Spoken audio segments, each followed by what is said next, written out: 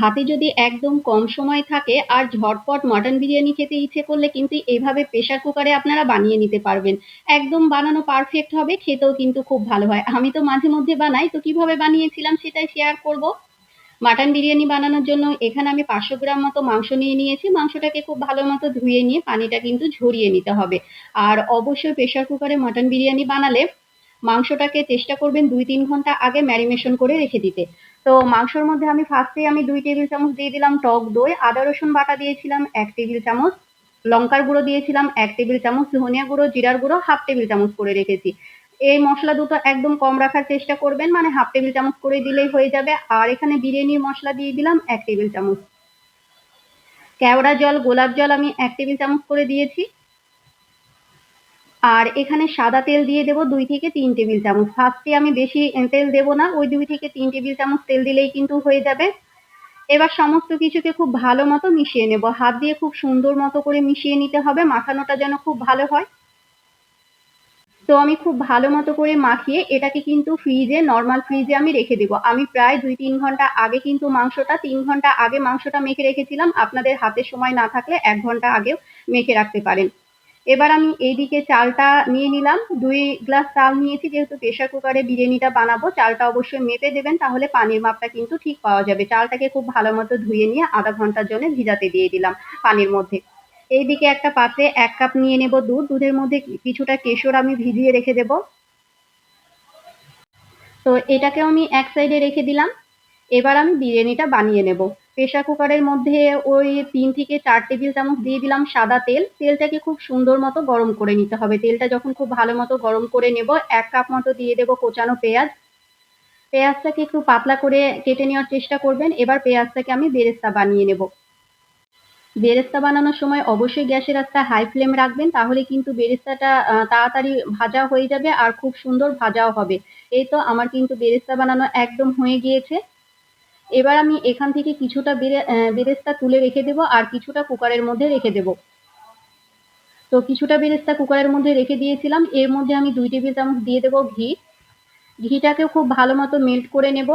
এবার এখানে কিছু গোটা মশলা দিয়েছিলাম, লবঙ্গ, এলাচ, দারুচিনি, শাহি জিরে, আর দিয়েছিলাম গোলমরিচ, তেজপাতা। এই মশলাগুলো অবশ্যই দেওয়ার চেষ্টা করবেন, তাহলে ফ্লেভারটা খুব সুন্দর আসবে।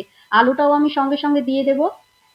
তো আলুগুলো এভাবে বড় রাখবেন, তাহলে কিন্তু খেতে মানে দেখতে খুব ভালো লাগে। তো মাটন বিরিয়ানিতে আলু বড় থাকলেই কিন্তু দেখতে ভালো লাগে। আমি কিন্তু এইরকম বড় বড়ই রেখে দিয়েছি। আলুটা আর মাংসটা আমি একসঙ্গে খুব সুন্দর মতো কষিয়ে নেব। যেহেতু আমি মাংসটা অনেকক্ষণ থেকে মাখিয়ে রেখেছিলাম, আমার কিন্তু সেদ্ধ হতে একদমই বেশি টাইম লাগবে না। তো আলু আর মাংসটাকে কিন্তু খুব সুন্দর মতো 5 থেকে 6 মিনিট আমি কষিয়ে নেব। একটু ঢাকা দিয়ে রেখে কিন্তু অল্প একটু কষিয়ে নিয়েছিলাম মাংসটাকে।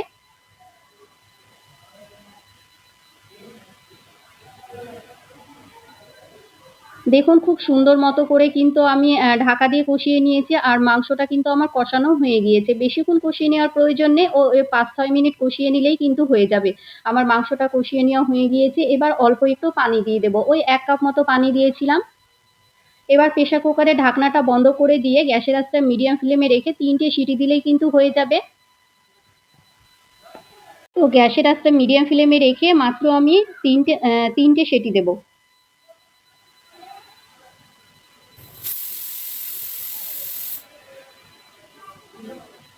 3 টে সিটি দেওয়ার পর যতক্ষণ না নিজে থেকে খুলে আসবে, মানে স্টিমটা নিজে থেকে বের হয়ে আসবে, ততক্ষণ কিন্তু আমি ঢাকা দিয়ে রেখেছিলাম। আর দেখুন মাংসটা, আলুটা কিন্তু আমার সেদ্ধ হয়ে গিয়েছে।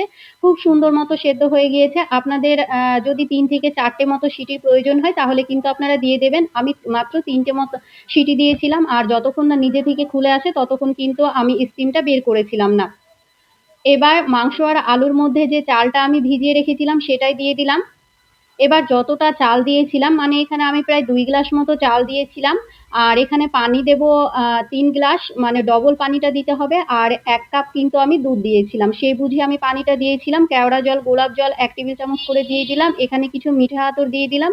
ওপর থেকে কিছুটা কাঁচা লঙ্কা দিয়ে দেব, আর যে পেঁয়াজ বেরেস্তা তুলে রেখেছিলাম সেটাই দিয়ে দিলাম। আর কেশর ভেজানো দুধটা দিয়ে দেব। যেহেতু আমি এখানে কেশর ভেজানো দুধ দিয়েছি, সেই কারণে পানির পরিমাণটা 1 কাপ মতো কম রেখেছি। 1 টেবিল চামচ দিয়ে দিলাম বিরিয়ানির মশলা, অল্প একটু লবণ দিয়েছিলাম, ওই 1/2 টেবিল চামচ মতো লবণ রেখেছিলাম। আর কিছুটা পরিমাণে দিয়ে দেব চিনি। চিনিটা দিলে কিন্তু টেস্টটা খুব সুন্দর আসে, মানে ব্যালেন্সটা খুব সুন্দর আসে। সমস্ত কিছুকে খুব ভালো মতো মিশিয়ে নিয়ে ঢাকা দিয়ে গ্যাসের আঁচটা হাই ফ্লেম করে দিয়ে মাত্র ২ টো সিটি দিতে হবে। গ্যাসের আঁচটা হাই ফ্লেম করে দিয়ে দেবেন। গ্যাসের আঁচটা লো ফ্লেম কিংবা মিডিয়াম ফ্লেমে করা যাবে না। গ্যাসের আঁচটা হাই ফ্লেম করে দিয়ে মাত্র ২ টো সিটি দেবেন। এবার যতক্ষণ না স্টিমটা নিজে থেকে বের হয়ে আসে ততক্ষণ কিন্তু প্রেসার কুকারের ঢাকনা খোলা যাবে না। স্টিমটা নিজে থেকে যখন খুলে আসবে তখনই কিন্তু প্রেসার কুকারের ঢাকনাটা খুলবেন। দেখুন কতটা পারফেক্ট হয়েছে আর একদম ঝুরঝুরে হয়েছিল বিরিয়ানিটা। খেতেও কিন্তু ভীষণ ভালো হয়েছিল। আপনারা একবার হলেও কিন্তু প্রেসার কুকারে এভাবে মাটন বিরিয়ানি বানিয়ে দেখবেন। আমার এই রেসিপি ফলো করে একবার হলেও বানিয়ে দেখবেন, একদম পারফেক্ট রেজাল্ট পাবেন। বাড়িতে হুটহাট করে খেতে চাইলে কিংবা বাড়িতে বাচ্চারা থাকলে কিন্তু এভাবে আপনারা বিরিয়ানি বানিয়ে দিতে পারেন। বানানো যেমন তাড়াতাড়ি হয়ে যায়, খেতেও খুবই ভালো হয়। আর আপনাদেরকে দেখাচ্ছি আলুটা আর মাংসটা কতটা পারফেক্টলি সেদ্ধ হয়েছিল। দেখুন আলুটা যেমন সুন্দর সেদ্ধ হয়েছিল, মাংসটাও কিন্তু খুব ভালো মতো সেদ্ধ হয়ে গিয়েছিল। খেতেও খুবই ভালো ছিল। তো প্রেসার কুকারে বিরিয়ানির রেসিপিটা কেমন লাগলো অবশ্যই কমেন্ট করে জানাবেন।